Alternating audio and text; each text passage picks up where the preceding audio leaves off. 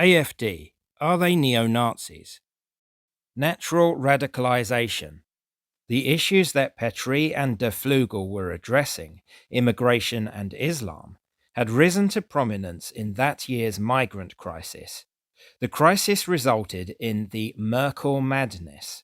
Around 1.6 million refugees, many who were clearly economic migrants taking advantage, had been invited by Mutti into Germany. This resulted in a lot of crime, including the Cologne New Year's Eve sex attacks. Terror attacks, murders, and sexual assaults by migrants increased noticeably in Germany and throughout Europe. The same year, of course, there were the Paris terror attacks, which killed hundreds of people. The killers were assisted by the borderless Schengen zone, allowing them to travel to France with their assault rifles and bombs. Some of them were asylum claimants that had entered during the migrant crisis. It was inevitable the public would be deeply alarmed and displeased by this. In Britain, this unease manifested in the Brexit vote. In France, it showed in support for Le Pen, and in Germany, AfD benefited. You may disagree with AfD, but their grievances do not come out of thin air. Germany has given itself massive problems by recklessly admitting undocumented and unvetted people, mostly young men, from aggressive, alien, and misogynistic cultures. Numerous events of this year alone testify to that. Why would this not lead to a political reckoning? And what is so wrong about the public being concerned? National security is a vital aspect of society. Wanting to stop murders, rapes, and bombings is natural. It's common sense. Does that mean you can only blame it on immigration or imported cultures? No. Does it mean you have to hate and harm whole groups of people as a result? Of course not.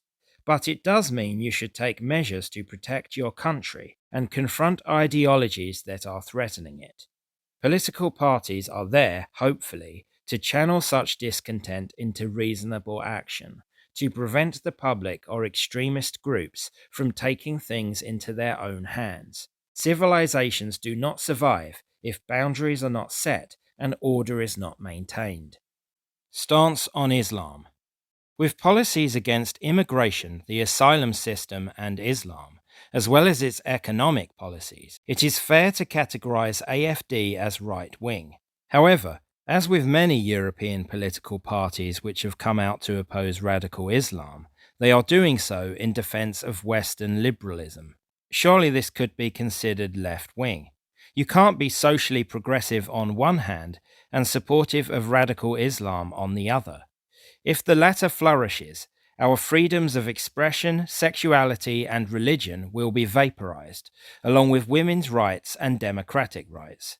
That's not to say individual Muslims cannot worship their religion, nor to say we should ridicule their faith. It just means political Islam should not be allowed an influence in Western countries. Practices that infringe on the rights and quality of life of the host culture should be prevented. The party's shortened manifesto makes this clear.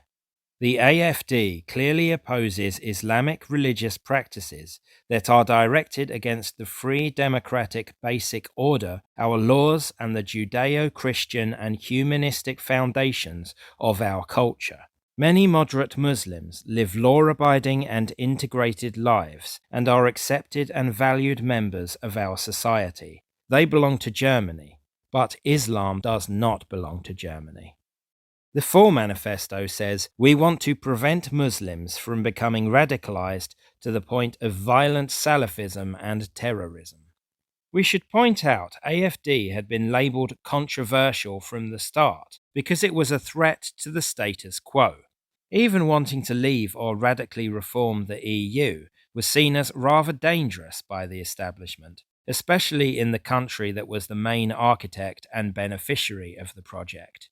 More recently, AfD's opposition to COVID measures and Western support of Ukraine also make them dangerous to the blob. When AfD came out as anti-Islam 10 years ago, this gave even more ammunition to the establishment, who were now able to paint them as borderline neo-Nazis in a country where such extremism is still in living memory. Considering them as Nazis overlooks their claim that by opposing Islam, they are protecting Judaism as well as Christianity. As their manifesto puts it, Jewish life in Germany is threatened primarily by Muslims who are hostile to Jews and Israel. Radical Islam is certainly a threat to both creeds, as well as to atheists and anyone else. The pro-Jewish line could be spin, of course, and critics will point to several instances of alleged anti-Semitism to dispute that. Let's look at what anti-Islam entails to AfD. The party makes a distinction, as many critics of Islam do, between individual Muslims and Islam. You can use Islam to merely signify the religion that Muslims follow, and many people do without thinking any more about it.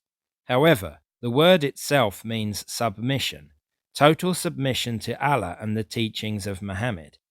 To an individual Muslim, this can mean simply dedicating themselves to their God's will, as most religions involve to some extent. However, in the early days of the faith, acceptance of Allah and the Prophet was not necessarily voluntary. Where the Muslim armies went, people had to convert or be killed. We should say this also occurred with Christianity in some cases, especially in South America.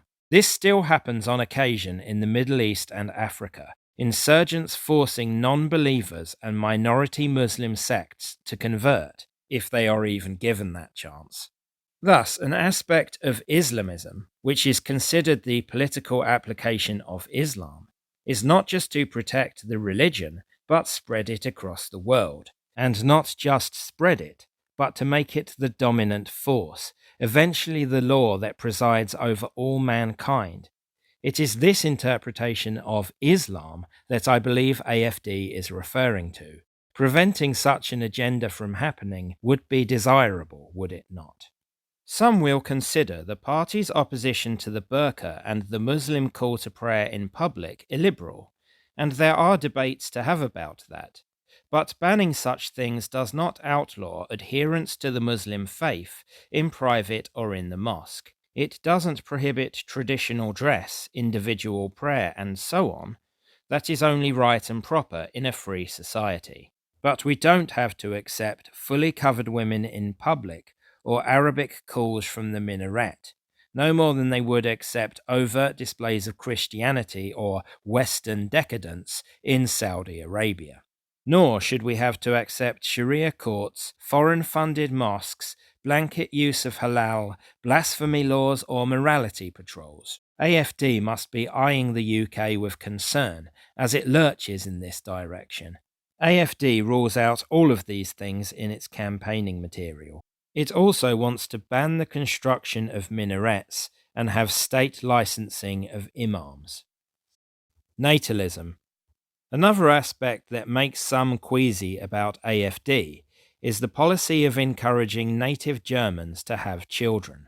As the manifesto puts it, increasing the birth rate to a level that maintains the population of 2.1 children per woman is the only way to stabilize and maintain our social systems, but also to preserve our culture and the continued existence of our people. In the past, and coming from the left, I was rather put off by this aspect. However, as time has gone on, I have realized it is essential. If we in Europe want to preserve our native cultures and don't want to rely on foreign workers, we simply have to produce more babies. What is wrong with that? It is not saying that migrants or those of a migrant background cannot have children, it just means non-migrants have to match them. And why not? Are Germans, who are overwhelmingly white, not allowed to preserve their ethnicity? Are the British or the French not allowed?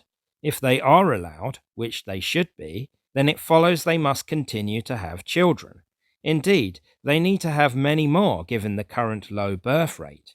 The left are not queasy when black Germans or Britons want to preserve their race and announce the need to have babies. They are not queasy when Islamists say that very same thing about their creed, and indeed gloat in their high birth rate and the notion they are outbreeding everyone else. Why should we be squeamish about a very basic need? the need for our tribe to continue and flourish. Every demographic has that right. No more apologies.